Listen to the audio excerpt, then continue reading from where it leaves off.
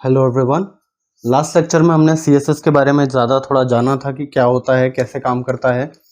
अब हम देखेंगे कि यदि आपके पास सेम टैग है और उस सेम टैग में आपके पास अलग अलग चीज़ें रखी हुई हैं और उन अलग अलग चीज़ों पर आपको अलग अलग सेटिंग देना है, तो आप कैसे देंगे?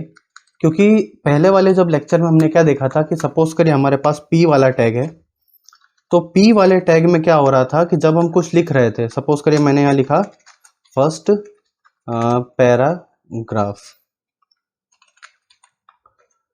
इसमें क्या हुआ कि हमारा जो पहला पैराग्राफ है वो भी P में लिखा गया है। ऐसे ही जब हम सेकंड पैराग्राफ लिखेंगे, तो जब हम सेकंड पैराग्राफ लिखेंगे और जब हम CSS में सेटिंग देंगे, सपोज करिए मुझे एक पैराग्राफ को लिखना रेड कलर में, एक को लिखना ब्लू कलर में, लेकिन जितना हमने अभी तक जाना है उसके हिसाब से हमें यहाँ पर P लिखना होगा और फिर कर्ली ब्रैकेट में सेटिंग्स देना होगी जो हम देना चाहते हैं। जैसे मैंने बताया था फॉन्ट कलर के लिए आप लिखते हैं कलर, और फिर अगर मुझे रेड में देना है एक को तो मैं रेड लिख दूंगा। बट प्रॉब्लम इससे ये हो रही थी कि मुझे सेकंड वाला पैराग्राफ चाहिए था ब्लू में, फर्स्ट वाला चाहिए था रेड में, लेकिन यहाँ पर P के अंदर सेटिंग देने के कारण दोनों पैराग्राफ मेरे रेड में आ गए हैं।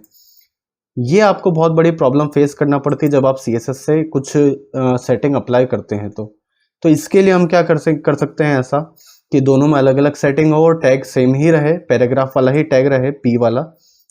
तो इसके लिए आपको इन पैराग्राफ्स की या तो क्लास देनी है या ID देनी है। क्लास या ID दोनों में से कुछ भी दे सकते हैं। सपोज करिए मैं इसकी ID दे देता हूँ, तो फर्स्ट वाले की मैं ID लिखकर डबल इन्वर्टेड कॉमा में F लिख देता हूँ, मतलब इस पहले वाले पैराग्राफ की ID हो गई F। सेकेंड वाले की सपोज करिए मैंने ID दे दी S। और अब यहाँ पर आपको जिसकी भी सेटिंग देना है उसकी ID अगर है तो आप लगाएंगे हैश, अगर क्लास दी होती आपने तो आप लगाते डॉट। मैंने ID दी है अभी इसलिए मैं हैश लगाऊंगा और F लिखूंगा क्योंकि मैं F पर ये सेटिंग अप्लाई करना चाहता हूं। तो जैसे ही मैं हैश F लिखूंगा वो F वाली ID पर ये वाली सेटिंग अप्लाई कर देगा। तो F वाली ID मेरी फर्स्ट पैराग्राफ के लिए थी, तो आप देखेंगे फर्स्ट पैराग्राफ यहाँ पर रेड हो चुका है। और यदि हमें नीचे वाले पैराग्राफ में कुछ देना है तो हम उसके ID लिखेंगे हैश लगाकर हैश S, और यहाँ पर हम कर्ली ब्रैकेट में उसकी सेटिंग दे देंगे, जैसे कलर लिखा और फिर यहाँ पर लिख दिया ब्लू। तो इससे ये फायदा होगा कि सेकंड वाला जो मेरा पैराग्राफ है वो ब्लू कलर में आ जाएगा और फर्स्ट वाला रेड में है क्योंकि मैंने ID अलग अलग कर दी है।